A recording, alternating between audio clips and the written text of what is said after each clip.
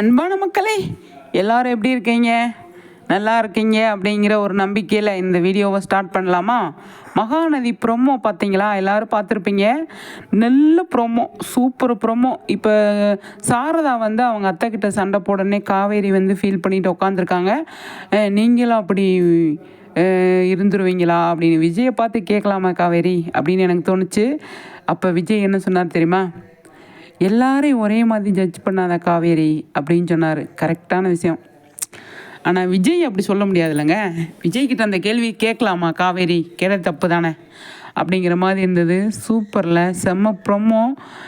காவேரிக்கு பயம், ஆனால் விஜய் வந்து சூப்பர் அல்டிமேட்டுங்க. அழகான ஒரு விஷயத்தை வந்து சொன்னார். அது நல்லா இருந்தது பார்க்குறதுக்கு. ப்ரொமோ வந்து ரொம்ப நாள் கழித்து, எனக்கு தெரிஞ்சு ரொம்ப நாள் கழித்து இந்த மாதிரி ஒரு ப்ரொமோ வந்து கொடுத்துருக்காங்க அப்படின்னு தான் நான் சொல்லணும்னு நினைக்கிறேன். அந்தளவுக்கு ஒரு சூப்பரான ப்ரொமோ. எமோஷ்னலாக ஆயிடுச்சு. விஜயை வந்து எமோஷ்னல் ஆகிட்டார். என்ன காவேரி அப்படின்னு.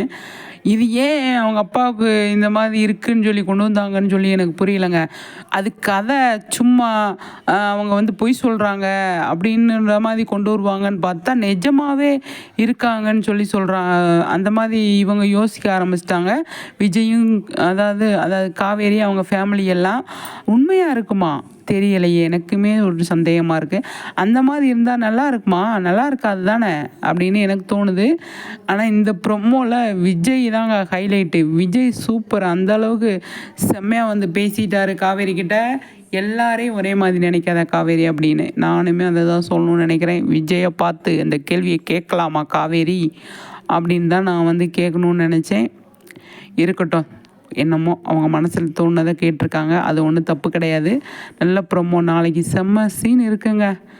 செம்மையாக இருக்குன்னு சொல்லி தோணுது. பயங்கரமாக இருக்குன்னு சொல்லி தோணுது. கொடைக்கானல் இதெல்லாம் வந்து இன்னி சண்டே ப்ரொமோலேயே வர்றதுக்கு நிறையவே சான்ஸ் இருக்குது.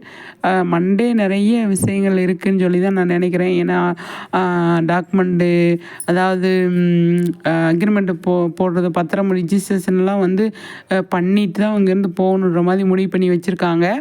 எந்தளவுக்கு சாத்தியம் அப்படின்னு வெயிட் பண்ணி பார்க்கலாம். சரிங்களா? நல்ல ப்ரொமோ.